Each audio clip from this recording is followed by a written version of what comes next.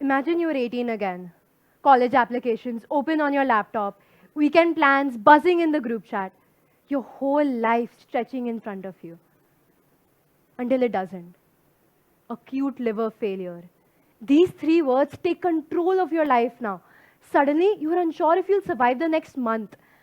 Forget the next 10 years. Your whole life is dependent on one single phone call. One moment of generosity, one kind stranger, one yes. But that phone never rings.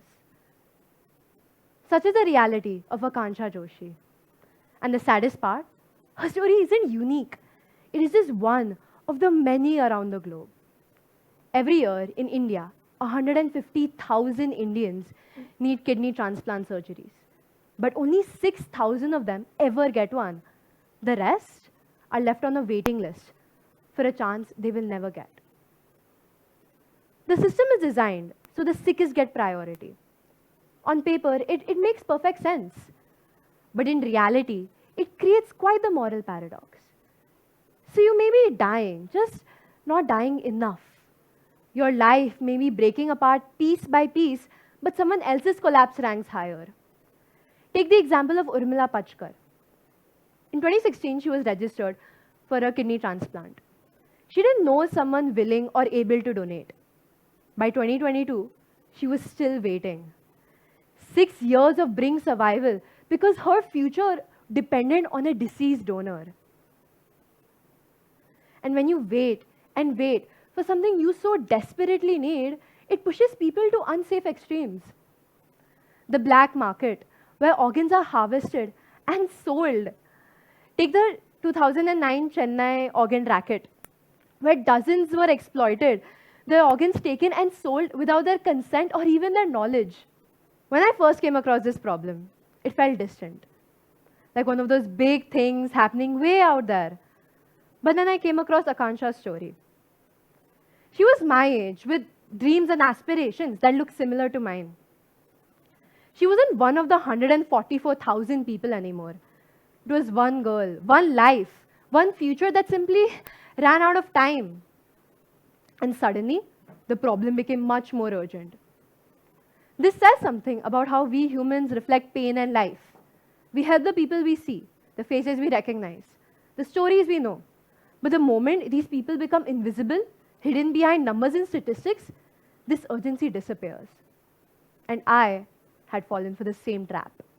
The truth is, the system was born out of good intentions, made to save as many lives as possible. But it is not fair. Well, how can it be fair when it chooses one life over the other? The choice itself is a problem. But what if it didn't have to choose? More organs donated means more lives saved, more second chances given, more phones rang, more organs donated means fewer impossible choices made. India has one of the lowest deceased organ donation rate, 0.5 to 0.8 per 1 million people. Yet somehow, it performs one of the highest number of organ transplant surgeries in the world, meaning that these organs came from someone the patient knows. This disparity is the one that unsettles me the most. It means people are willing to donate, but only when the person in need is someone they know, a friend, a relative, a neighbor. But when the patient becomes a stranger, thousands of miles away, the ones we don't know, they become invisible. And this invisibility is killing thousands. Yet, this is not a story of despair. Invisibility is not permanent. It has been changed before with stem cell registries, with blood donation drives, with HIV stigma. Because a story becomes visible the moment someone chooses to look. A tragedy becomes solvable the moment someone chooses to care. And a broken system begins to heal when ordinary people like you and I choose to act. In 2021, a girl in the UK was diagnosed with acute liver failure.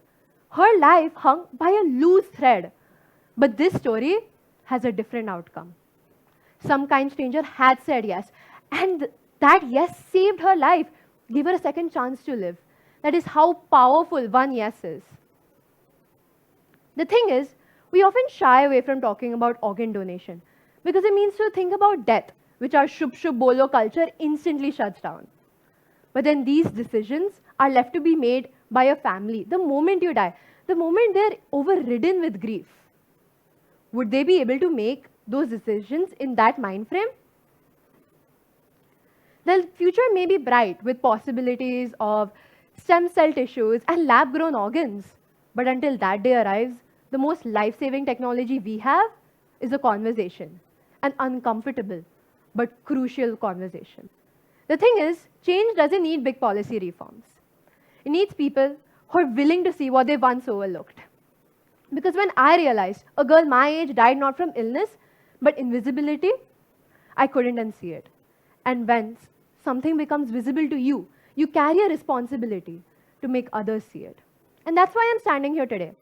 Because even if one person in this room decides to become a donor, that's 8 lives saved. So years from now, when a family is pacing the hospital corridor and someone is anxiously gripping their phone, your yes could be the moment their world is saved. If invisibility is the problem, awareness, our awareness is the solution. And today, you choose to see.